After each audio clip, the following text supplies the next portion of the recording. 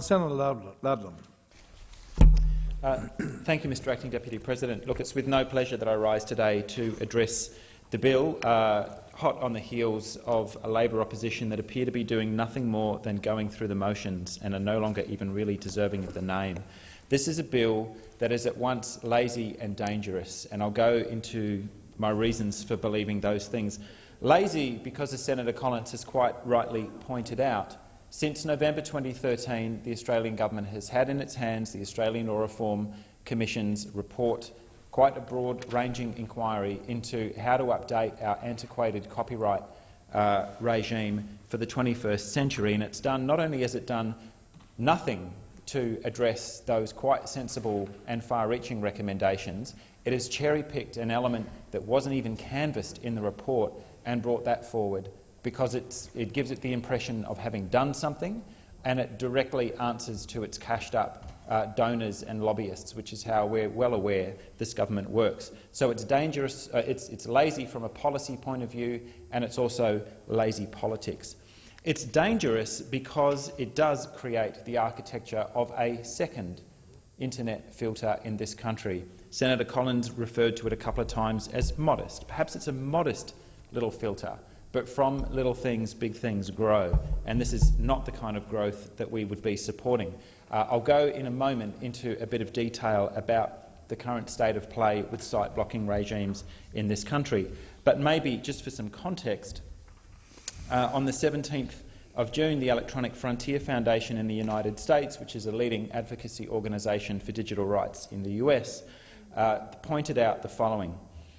And this is in the submission to this bill that EFF put up. They said the following: as a bill purportedly meant to address copyright infringement, it is inevitably ineffective and offers little benefit. However, its detriment is very clear, that it further legitimises the practice of website blocking.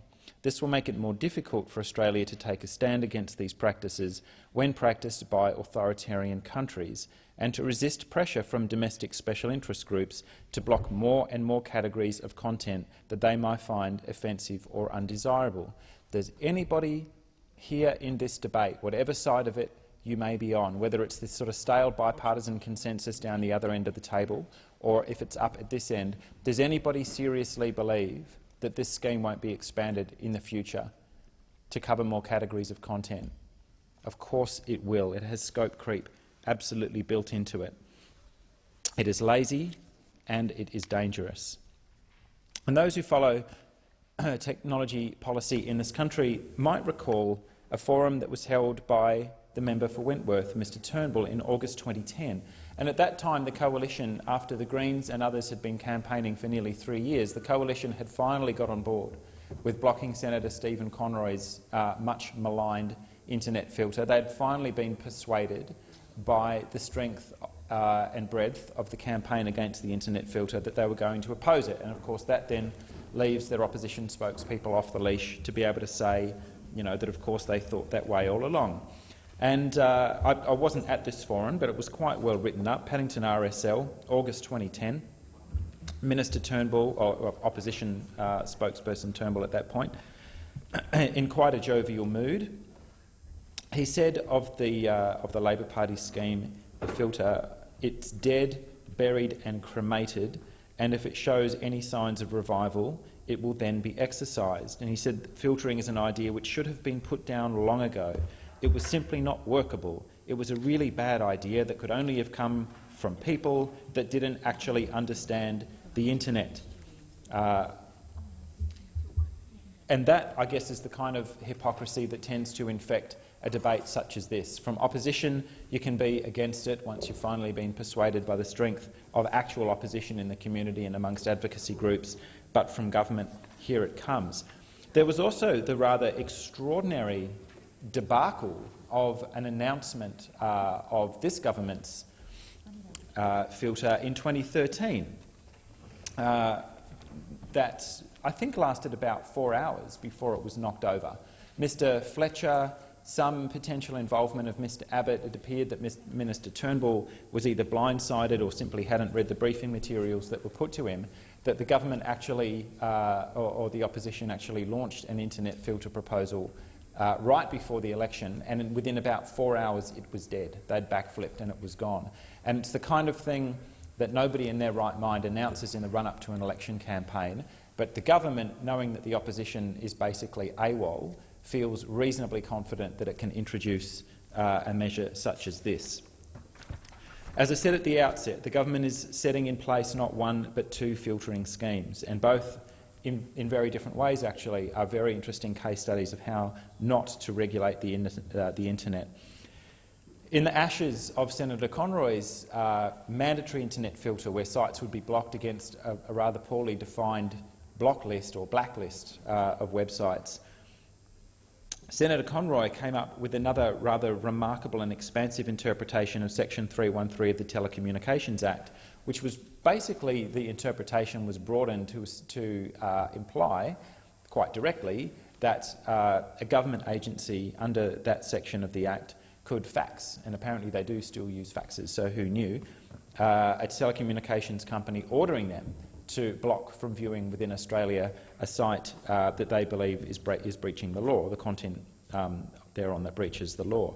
And a House of Representatives inquiry set up into that scheme by Minister Turnbull recently rubber-stamped the practice and said, look, at some point somebody should get around to coming up with some guidelines, but in the meantime that House of Reps inquiry thought that it was fine that an unregulated internet filter, that an unknown number of government agencies could simply fax service providers and tell them to wipe out sites for a whole variety of different reasons, was appropriate. So at least the regime that we're dealing with today provides for court orders. We'll get to them in a moment. The law of unintended consequences already hit that Section 313 filtering setup pretty hard. ASIC already used it to accidentally wipe out about 250,000 named sites, not all of them active. In fact, I understand the majority of them simply parked, but just through a simple misunderstanding of how the technology works, 250,000 sites wiped out. And because the system is basically unregulated, there's no right of reply. There's nobody that you can call. The sites in question, or the operators of one of the sites in question that was wiped out by ASIC's enormous, over-blocking attempt, ended up having to come to Parliament to find out where the website had gone and why it couldn't be served within Australia anymore. And so what we see from the way that this bill is written is that the government simply either doesn't understand the technology or, perhaps more likely, just doesn't care. The second filter that we are legislating today, that the Greens will be opposing, isn't going to be used by the government to block whatever website it wants, and that's a very, very important difference. It will instead be used by copyright holders and rights holders to block whatever website they want. So let's go through a few of its failings more directly. During the inquiry into the bill, major companies including Amcom, iiNet and Google, and even some of the bill's supporters, emphasised that blocking websites will not stop people from accessing content.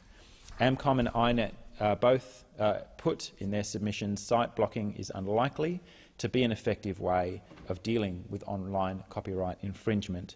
And Google said there is increasing evidence to suggest that site blocking is not the most effective means of stopping piracy. They didn't leave it there, obviously, because there are a lot of good ideas on the table for how to stop piracy.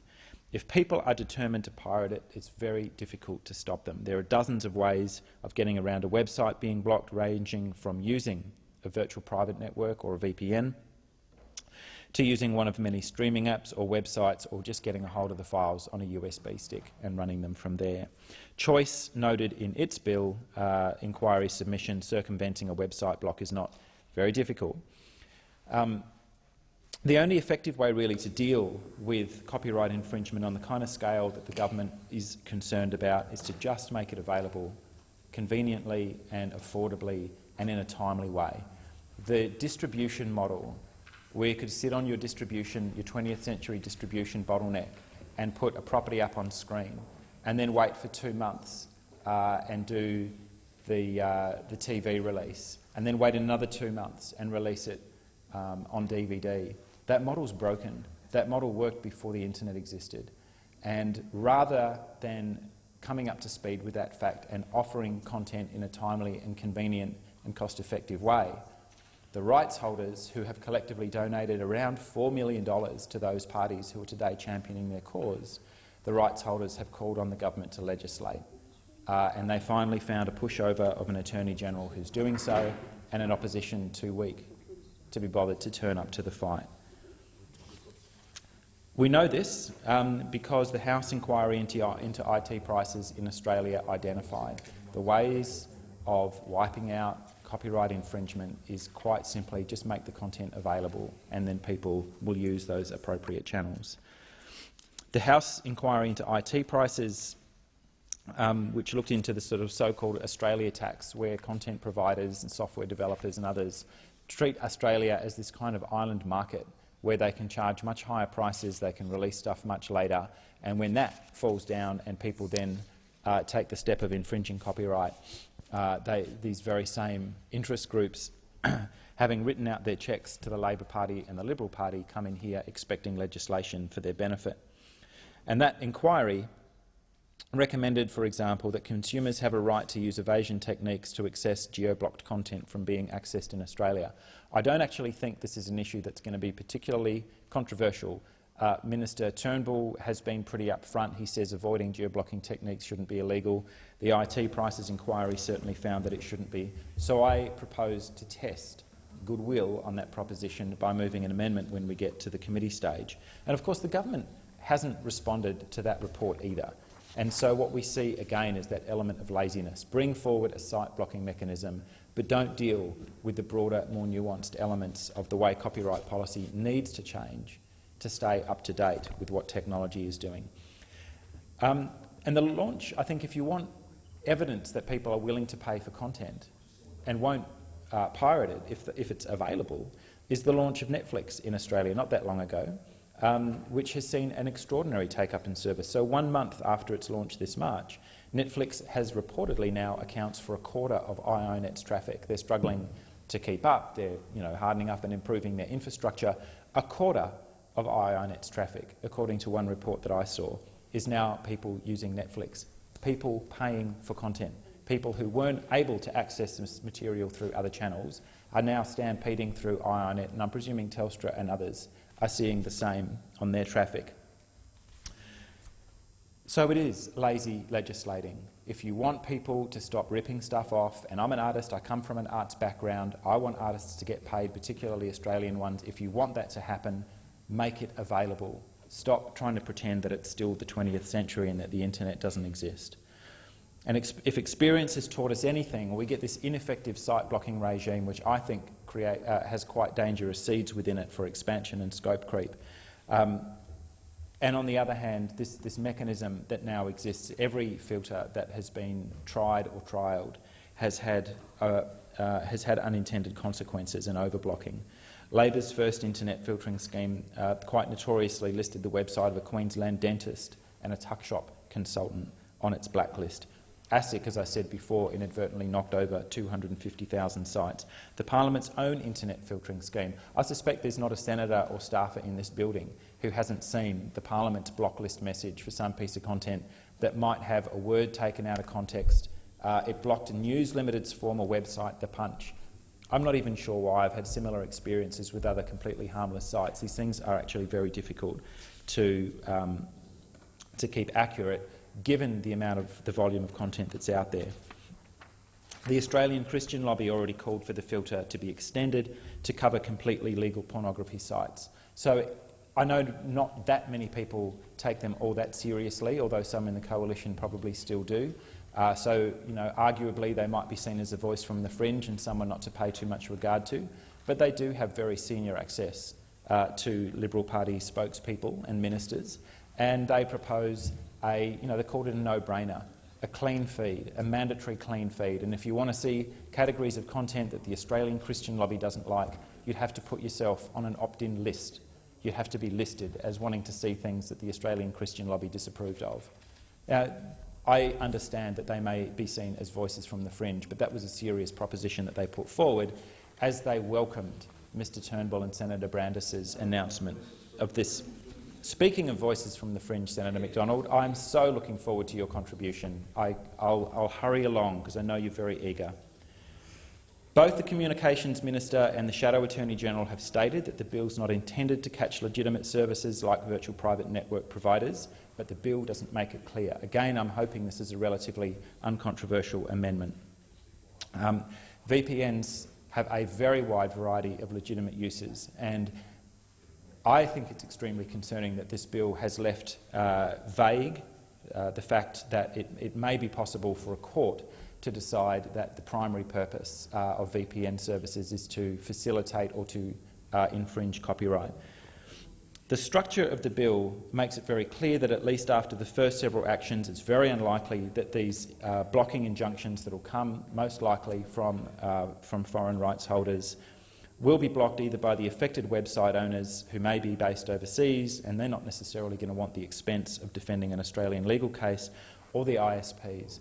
So why would your service provider, particularly after the first couple, we can assume some goodwill here, but maybe not hope that it would extend too far, why would the service providers be fronting up expensive legal cases in defence of their users?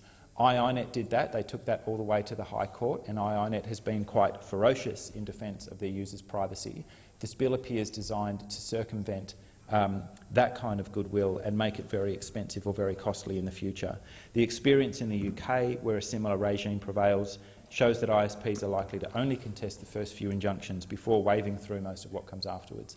And that, again, to foreshadow, goes to why we proposed in another of our committee stage amendments that much wider standing should apply, so that the courts can hear from affected third parties or others who might want to put either a public interest point of view or have a private interest, even though they're not the ISP or somebody more immediately affected.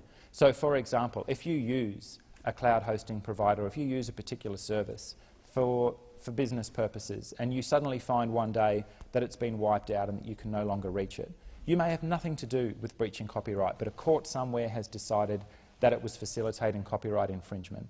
And what right do you have to contest that application in court if your private data is no longer available to you or your business in this country? That is the kind of risk that we're playing with here. So when it comes to the end of this debate, and I understand very few speakers have been put forward, we will be moving a second reading amendment, and I'll foreshadow, and I'll move that now for voting later in the debate, that this debate should be adjourned. It's quite similar to an amendment that the Labor Party moved in the House, and it is again a little bit similar to what Senator Collins foreshadowed, except that our amendment would have some practical effect. It's not rhetorical. We propose that this bill debate be adjourned until the government has responded to the ALRC's review into copyright reform of November 2013. Senator Collins name-checked it on the way through, and quite rightly so.